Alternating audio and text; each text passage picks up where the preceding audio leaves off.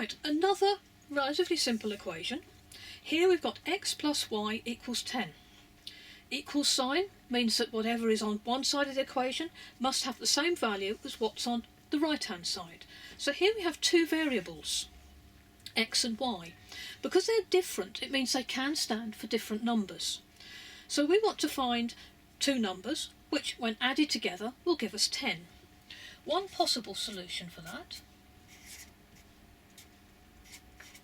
is x equals 6 and y equals 4. Okay.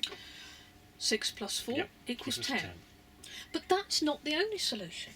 We could have x equals 3, y equals 7. That again, 3 plus 7 equals 10. They don't have to be whole numbers. Okay. So we could have something like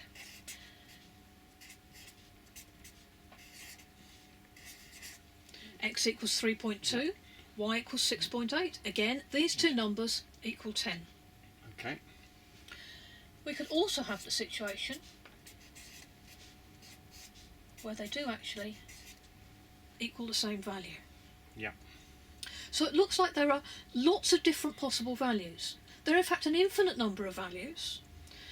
And usually when we're looking at algebra, we're looking for a unique solution to something. Okay. So how can we get a unique solution to that? Because we've got two variables, we usually need two bits of information to get a unique solution. So let's assume that we've got another bit of information, that x is 2 bigger than y. X equals y plus 2. Yep. In this instance, we could then rewrite x as y plus 2. Okay.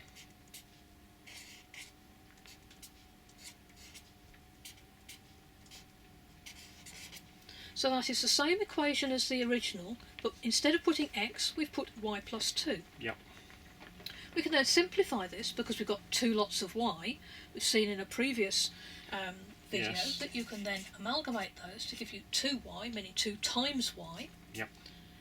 plus 2 equals 10. We're still wanting to get a unique solution for y. Yep. So if we subtract 2 from each side, we'll get at least the y term on its own. Yep. So we'll end up with 2y equals 8. Yes. Dividing each side by 2 will give us y on its own. Equals 4. Equals 4. Yep. But at the moment we haven't got our value for x. But we know that if we put y back in there, and it's got to be 4, then we've got to have 4 plus something, gives us 10. And in fact our first initial guess here is the right one. So we have our unique solution to that pair of equations is y equals 4, x equals 6. And as a general rule, however many variables you've got, you need at least that number of equations, bits of information, in order to solve it to get a unique solution. Yeah, and you could have put y in as 4 in there to get the 6. You could have done, yes. Okay.